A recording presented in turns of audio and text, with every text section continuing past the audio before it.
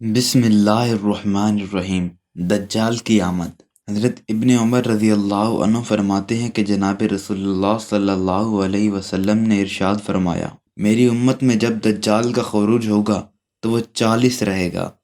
مجھے معلوم نہیں کہ وہ 40 دن رہے گا یا 40 مہینے یا 40 سال۔ پھر اللہ تعالیٰ حضرت عیسیٰ بن مریم علیہ السلام کو بھیجیں گے، گویا ان کی شکل حضرت عروہ بن مسعود رضی اللہ عنہ جیسی ہوگی۔ وہ اس کو تلاش کر کے قتل کریں گے۔ لوگ 7 سال تک ایسی حالت میں رہیں گے کہ کسی بھی دو شخصوں میں دشمنی ہوگی۔ پھر اللہ تعالیٰ ایک ہوا چلائیں گے تو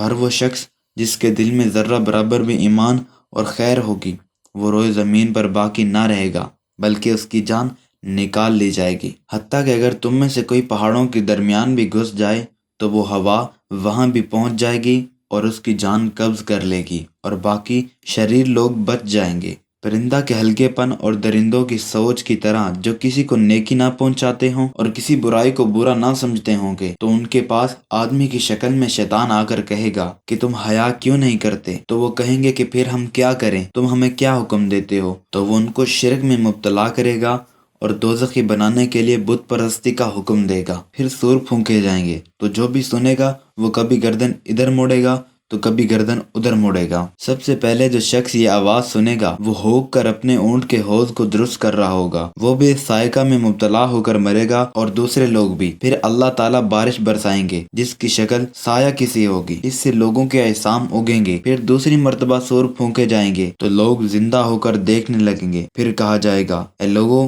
اپنے رب کے سامنے ہو، اے فرشتوں ان لوگوں کو میدان محشر میں ٹھہراؤ، ان سے حساب ہوگا۔ پھر حکم ہوگا، اے فرشتوں دوزخیوں کی جماعت کو جنت میں جانے والوں سے الگ کر دو۔ پوچھا جائے گا کس حساب سے؟ تو حکم ہوگا ہر 1000 میں سے 999۔